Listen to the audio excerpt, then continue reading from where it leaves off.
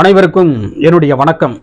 இன்ஸ்டாகிராமில் முத்துச்செல்வி அப்படின்னு சொல்லக்கூடிய ஒரு சகோதரி ஒரு கருத்தை பேசியிருக்கிறாங்க. தொடர்ந்து சென்னையில் நடந்த ஒரு காரை மோதல்னு சொல்லி கூட அதில் ஒரு வீடியோவோட வெளியிட்டிருந்தாங்க. அவங்க சொல்கிறாங்க, திருமாவளவன் ஊரில் அடித்து உலையில் போடுறதை எப்போ நிறுத்த போகிறார் அப்படின்னு சொல்லி அந்த சகோதரி சொல்லுது. ஏன் சகோதரி, எங்களுடைய தலைவரை பற்றி உங்களுக்குலாம் என்ன தெரியும்? கிட்டத்தட்ட இன்ஸ்டாகிராமில் ஒரு 20 வீடியோ தான் இப்போதைக்கு நீங்கள் போட்டிருக்கிறீங்க. ரைட், ஓகே, அது பரவாயில்ல, அது உங்களுடைய கருத்தாக இருக்குது. அதுக்கு நான் பின்னாடி விளக்கம் கொடுக்குறேன். பீகாரில் நடந்த இப்போ சட்டமன்ற தேர்தலில் சிகரா பாஸ்வான் அவர் பிஜேபியோட கூட்டணியில் இருந்து அவர் ஒரு தலித் தலைவர். 26 தொகுதி வாங்கி 22 தொகுதிகள் வெற்றி வாகை சூடியிருக்கிறார். அவருக்கு வாழ்த்துக்கள். தொடர்ந்து அவர் போல தமிழ்நாட்டுக்குள்ள ஏன் திருமாவளவன் அதிக தொகுதிகள் வாங்க முடியலை அப்படின்னு சொல்லி அந்த சகோதரி ஒரு வீடியோ போட்டிருக்கு. ஊரில் அடித்து உலையில் போடுறேன் அப்படின்னா அதுக்கு என்ன கருத்துகள்? ஏன் சகோதரி, எங்களுடைய தலைவர், எங்களுடைய கட்சி குற்றச்சாட்டு வைக்கக்கூடிய நீங்கள் ஏதோ தவறான விஷயத்தை நீங்கள் கண்டுபிடிச்சிங்க, அதை சொல்லுங்கள். இப்போ அங்கே மத்தியில் பீகார் மற்ற மாநிலங்களில் ஒரு மத ரீதியாக ஒன்று சேர்றான், மத ரீதியாக ஒன்று சேர்ந்து தேர்தல் வாக்களிக்கிறாங்க. ஆனால் தமிழ்நாட்டுக்குள்ள எப்படி இருக்குது, அரசியல் எப்படி இருக்குது, அதை நீங்கள் சொல்லுங்கள். தமிழ்நாட்டு அரசியலில் கட்சி சார்ந்து இருக்கா, இல்லை சாதி சார்ந்து இருக்குதா, இல்லை மதத்தை சார்ந்து இருக்குதா அப்படின்னு சொல்லிட்டு நீங்கள் தான் விளக்கம் கொடுக்கணும்.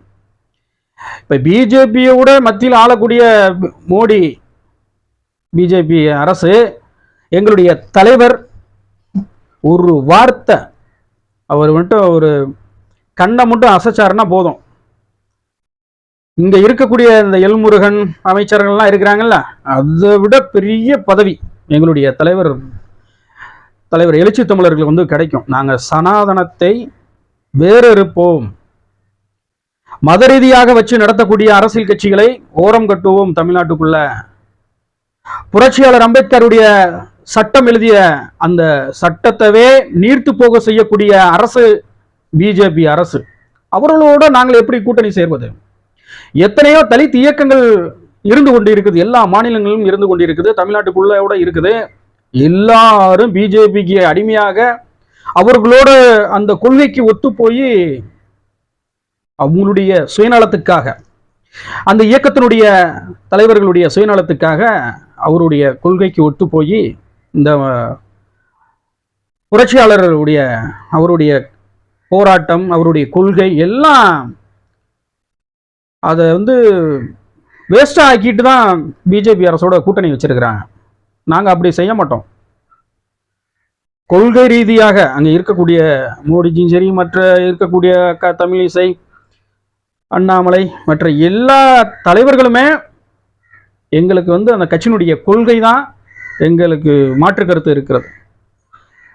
அப்படி இணக்கமாக எங்களுடைய அரசியல், நீங்கள்லாம் எங்களுடைய தலைவருக்கு, விடுதலை சிறுத்தைகளுக்கு, எங்களுடைய தலைவர், எங்களை எல்லாம் தலைநிமிர வைத்த மகத்தான தலைவர் எழுச்சி தமிழர்களுக்கு அரசியல் வகுப்பெடுக்க வேண்டும் அப்படின்னு சொன்னீங்களா, நீங்க சும்மா யூடியூப்லையும் இன்ஸ்டாகிராம்லையும் எங்களுக்கு விளக்கம் கொடுக்க வேண்டிய அவசியமே கிடையாது. புரியுதுங்களா? நாங்க எங்களுக்கு எதிரி பிஜேபி, மோடி தான், அவங்களுடைய கொள்கை தான். நான் அவங்களுக்கு எதிராக அரசியல் செஞ்சுக்கிட்டு இருக்கோம் விடுதலை சிறுத்தைகள். புரியுதா சகோதரி? அவர் மாதிரி அதிக இடம் வாங்க முடியுமா, 6 சீட்டுக்கு இருக்கிறாரு, 4 சீட்டுக்கு இருக்கிறாங்க, இதெல்லாம் உங்களுக்கு தேவை என்ன இருக்கிறது? நாங்க கொள்கை ரீதியாக இருக்கிறோம். கொள்கை ரீதியாக பிஜேபியை எதிர்க்கக்கூடிய மிகப்பெரிய தமிழ்நாட்டுக்குள்ளே பெரிய ஆளுமை விடுதலை சிறுத்தைகள் தலைவர் எழுச்சி தமிழர் தான். திமுகவுக்கு மேல ஒருபடி மேல விடுதலை சிறுத்தைகள் பிஜேபி இங்க கால் ஊன்றக்கூடாது, மதத்தை வைத்து இங்க தமிழ்நாட்டுக்குள்ள அரசியல் செய்யக்கூடாது அப்படின்னு சொல்லி தொடர்ந்து எதிர்த்து கொண்டு இருக்கிறார் தலைவர் எழுச்சி தமிழர். ஊர்ல வச்சு உலையில போடுறாரா? சும்மா உங்களுக்கு லைக் வரணும், அதிக பேர் பார்க்கணும்னு சொல்றதுக்காண்டிலாம் சகோதரி எதுவும் பேசாதீங்க, கொஞ்சம் ஒரு ஆதாரத்தோட பேசுங்க. இங்க சாதி எங்களுடைய தலைவர் எல்லா சமூகத்துக்கும் போராடி கொண்டிருக்கிறார், குரல் கொடுக்கிறார். சட்டமன்றத்திலே, நாடாளுமன்றத்திலே, எல்லா இடத்துலையுமே சாதிகள் பார்க்காமல் எல்லாம் தமிழர்களாக எல்லாம் ஒரு ஒற்றுமையாக இருக்க வேண்டும் சமத்துவத்தோடு அப்படின்னு சொல்லி எங்கள் தலைவர் எல்லா முயற்சியும் செய்கிறார். எல்லா மக்களுக்காக அறிக்கை விடுகிறார், எல்லாமே பேசுகிறார். ஆனால் சில பேர் ஏற்றுக்கிற மாட்டான். ஏன் ஏற்றுக்கிற மாட்டேறான்? இதை சொல்லுங்க சகோதரி. நீங்கள் எத்தனை வன்கொடுமைகள் நடக்குது, எத்தனை தீண்டாமைகள் நடந்துகிட்டு இருக்குது, இதை பற்றி நீங்கள் பேசுங்க, உங்கள் வீடியோவில் பேசுங்க. முத்து செல்வி பேசுங்க, நீங்கள் பேசுங்க. ஒவ்வொரு நாள் நடந்துகிட்டு இருக்கு, ஒவ்வொரு மூலையும் நடந்துகிட்டு இருக்கு வன்கொடுமைகள், சாதி ரீதியான கொடுமைகள் நிறைய நடந்துகிட்டு இருக்கு. இதை பற்றி பேசுங்க. இங்க வந்து ஒரு தலித் இயக்கங்கள் வளரக்கூடாது, அடுத்த கட்ட நகர்வுக்கு போகக்கூடாது அப்படின்னு சொல்லி எல்லா கட்சிகளுமே இங்க வந்து கங்கணம் கட்டிக்கிட்டு தான் இருக்கிறாங்க. இது மக்களா தீர்மானிக்கக்கூடிய விஷயம். தலைவர் எழுச்சி தமிழர் வந்து எல்லா மக்களுக்காக உழைக்கிறார், குரல் கொடுக்கிறார் அப்படின்னு சொல்லி எல்லா மக்களும் விரும்ப வேண்டும். நல்ல தலைவர் அப்படின்னு சொல்லிட்டு காலங்கள் மாறிக்கொண்டு இருக்கிறது. அப்படி இருக்கும் போதுல ஏதோ வாய்க்கு வந்தது எல்லாம் பேசுறீங்க. இதை பத்தி பேசுங்க சகோதரி. எத்தனை கொடுமைகள் நடந்துகிட்டு இருக்குது, அதை பத்தி பேசுங்க பார்ப்போம். சாதி ரீதியாக நடக்கக்கூடிய கொடுமைகளை பேசுங்க. சும்மா அரசியலாக தான் பேசுறீங்க. அந்த கொடுமைகளை பேசுங்க சகோதரி. ஊர்ல அடிச்சு உலையில போடுறாரு. யாரு ஊர்ல அடிச்சு உலையில போடுறா? எந்த சமூகம் போடுது? எந்த மக்களை வந்து அடிமைப்படுத்துறான்? எந்த மக்களை கொடுமைப்படுத்துறான்? சாதி ரீதியான சில அணுகுமுறைகள் யாரு நடக்கிறது? எத்தனை கொலைகள் நடக்குது தெரியுமா? ஒரு மாதத்துக்குள்ள மேலூர் பகுதியில் நாலு வன்கொடுமைகள் நடந்திருக்கிறது. 2 பேர் வெட்டுப்பட்டு இருக்காங்க, ஒரு ஆள் இறந்தே போயிருக்கிறாரு. இதை பத்தி பேசுங்க சகோதரி. நீங்க பேசுங்களேன். சாதி ரீதியாக நடக்கக்கூடிய பிரச்சனைகள் ஏதாச்சும் பேசுங்க பார்ப்போம். மகிழ்ச்சி, ஒரு வீடியோலாம் பேசியிருக்கிறீங்க. ஐயா முத்துராமலிங்க தேவருடைய நினைவஞ்சலிக்கு ஐயா புரட்சியாளருடைய படமும் ஐயா தேவருடைய படமும் போட்டு அந்த காணொலி அதை பத்தி பேசியிருக்கீங்க. வரவேற்கிறேன், வாழ்த்துக்கள், சிறப்பு. இருந்தாலும் மக்களுடைய இங்க இருக்கக்கூடிய மனநிலையை நம்ம புரிந்து கொள்ள வேண்டும். சாதி ரீதியாக நடக்கக்கூடிய அந்த அரசியலை அதை நீங்க முதல்ல நல்லா புரிஞ்சுக்கிறணும். இப்போ மற்றில வந்து 26 தொகுதி கொடுக்குறாங்க, 22 தொகுதி செய்கிறாரு. அங்க மற்ற மாநிலங்களை போல எல்லாம் அங்க தமிழ்நாட்டை அப்படி எடுத்துக்கிற முடியாது. எத்தனை ஆவண படுகொலைகள் நடந்துகிட்டு இருக்குது. லவ் பண்றது ஒரு அது குற்றம் சொல்லி பெற்ற பிள்ளையவே பெற்ற தாய் தகப்பனை கொள்றான். அப்ப இங்க இருக்கக்கூடிய மனநிலை எப்படி இருக்குது? அரசியல் எப்படி இருக்குது? எதை வச்சு சொல்றீங்க? எங்களுக்கு அங்க வந்து போன இதுக்கு முன்பு தேர்தலில் தனிச்சு நின்றுருக்கிறாரு அந்த பாஸ்வான் என்பது அவருடைய மகன். அதுக்குள்ளே ஏகப்பட்ட பிரச்சனை. அது பிஜேபியுடைய சித்தப்பா 2 பேர் இருந்திருக்கிறாங்க, பிஜேபியோட கூட்டணி வைக்கன்னு சொல்லிட்டு போன தேர்தலில் வந்து தனிச்சு நின்றுருக்கிறாரு. ஒரே ஒரு தொகுதி தான் ஜெயிச்சிருக்கிறாரு. அங்கே இருக்கக்கூடிய செல்வாக்கு அப்படி, அங்கே இருக்கக்கூடிய மக்கள் அதிகமான இருக்கிறாங்க. ஆனால் மத ரீதியாக மற்ற மாநிலங்களில் வந்து ஒன்று திரட்ட முடியும். ஆனால் தமிழ்நாட்டுக்குள்ள அப்படி முடியாது. ஒன்று சாதி ரீதியாகத்தான் இங்கே திரளுவாங்க. அதை நீங்கள் நல்லா புரிஞ்சுக்குங்க. உண்மையாக உழைத்த ஐயா காமராஜர், ஐயா கக்கன் இவர்கள்லாம் வந்து நேர்மையாக இருந்த மனிதர்கள். ஆனால் அவர்களே அந்த சொந்த தொகுதியிலேயே இந்த தமிழ்நாட்டு மக்கள் வந்து தோற்கடித்தார்கள். அப்போ அரசியல் நீங்கள் எப்படி இருக்கணும்னு நீங்கள் புரிஞ்சுக்குங்க சகோதரி. நீங்கள் எதை வச்சு சொன்னீங்க? திருமாவளவன் வந்து ஊரில் அடித்து உலையில போடுறதை எப்போ நிறுத்த போறார்? நீ எங்கே பார்த்த? சொல்லு, நீ எங்கே பார்த்த? என்ன கிழிச்ச?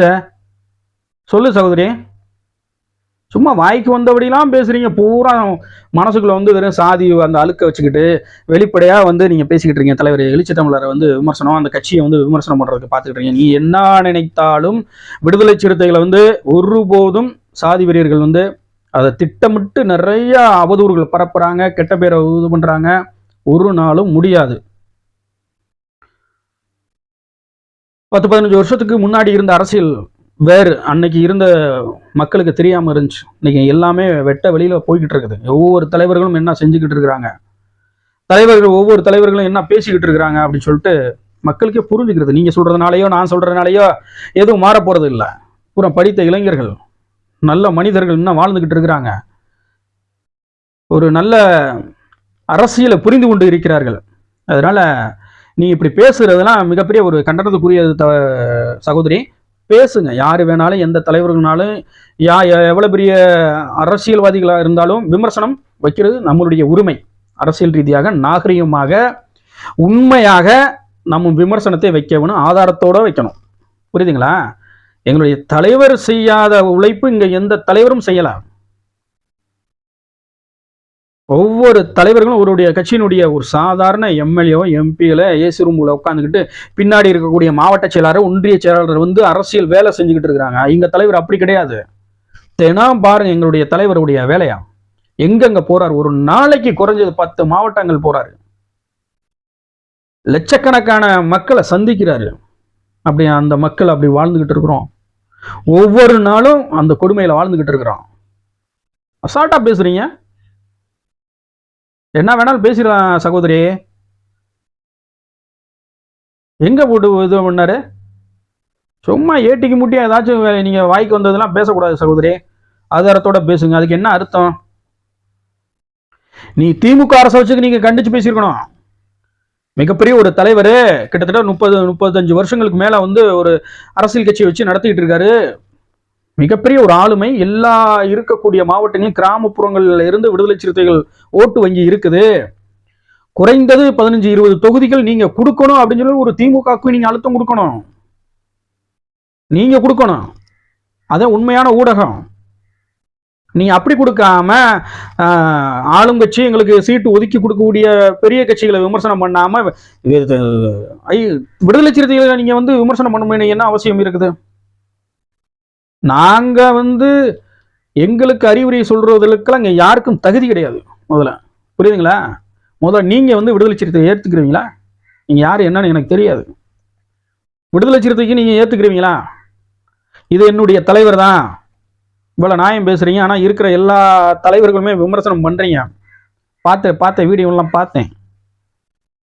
நீங்க ஏத்துக்கிறீங்களா? இந்த சாதியை கடந்து ஏத்துக்கிறீங்களா? அவருடைய வேலை என்னென்ன செஞ்சிருக்கிறாரு, என்னென்ன படிச்சிருக்காருன்னு தெரியுமா?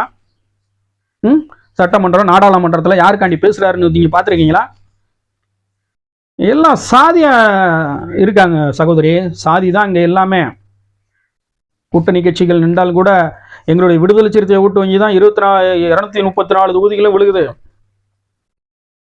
சில தொகுதிகளில் அந்தந்த சமூகத்தை சேர்ந்த மற்ற கட்சியை சார்ந்தவர்களுக்கு தான் சில கட்சிக்காரர்களில ஓட்டு போடுறாங்க. ஆனா நாங்க விடுதலை சிறுத்தைகள் அப்படி கிடையாது. 234 தொகுதி ஒவ்வொரு பூத்துலையும் உழைத்து கொண்டு இருக்கிறோம். நாங்க நிக்கிறது 6 தொகுதி 8 தொகுதி, அவ்வளவுதான்.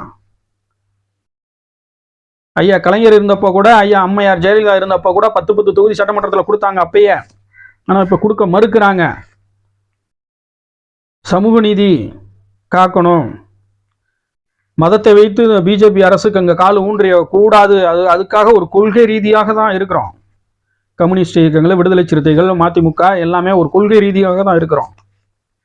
அது அவங்களுக்கா தெரியணும், திமுக அரசுக்கு தெரியணும். இதே வந்து நிறைய ஓட்டு வங்கி உள்ளது. அடுத்த 2ஆம் கட்ட 2வதாக இருக்கக்கூடிய மிகப்பெரிய ஒரு அரசியல் கட்சி விடுதலை சிறுத்தைகள் தான். அப்படி வளர்ந்துருக்கிறோம். பொதுமக்கள் தான் வந்து விடுதலை சிறுத்தைகள் ஆதரிக்க வேண்டும். தலைவர் எழுச்சி தமிழரை வந்து ஆதரிக்க வேண்டும். யார் வேணாலும், எந்த ரசிகர் வேணாலும் வந்து இப்போ வந்து ஊடால வந்து அரசியல் 2 வருஷம் 1 வருஷம் தொடங்குறாங்க. அவருக்கு சாதி பார்க்க மாட்டாங்க.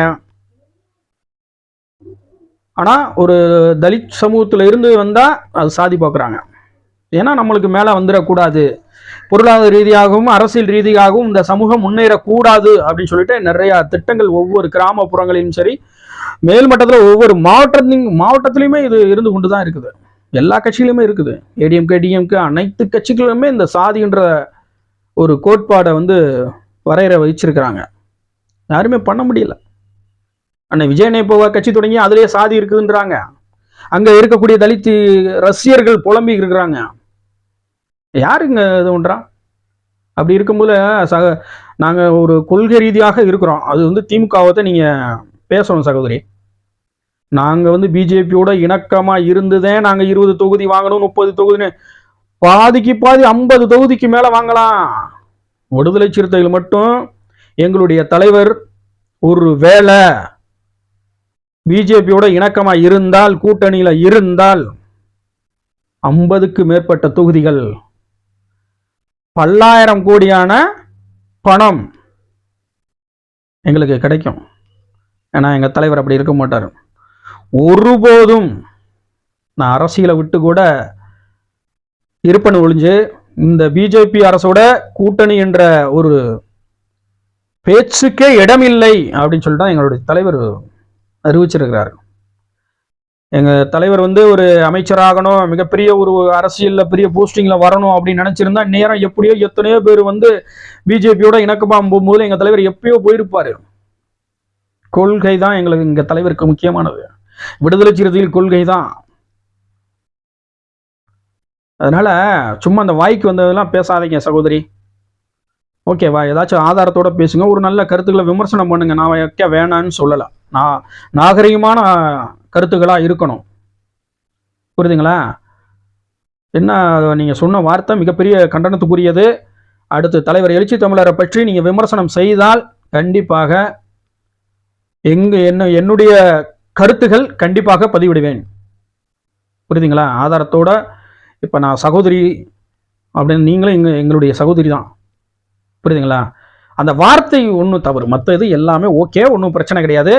அந்த வார்த்தை தவறான வார்த்தை. இதை திருத்திக் கொள்ளுங்கள் சகோதரி. அனைவருக்கும் நன்றியை தெரிவிச்சுக்கிறேன்.